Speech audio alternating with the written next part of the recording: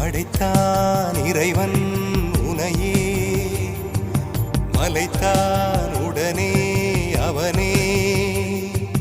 அழகை படைக்கும் திறமை முழுக்க உன்னுடன் சார்ந்தது என் விழி சேர்ந்தது விடிய விடிய மடியில் கிடக்கும் பொன்வினை உன்மேனி மீட்டட்டும் என் மேனி இறைவினில் வந்து கலந்திடு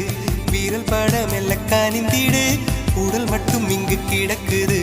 உடன் வந்து நீயும் உயிர் கொடு பல்லவன் சிற்பிகள் அன்று பண்ணிய சிற்பத்தில் ஒன்று பெண்ணென வந்தது இன்று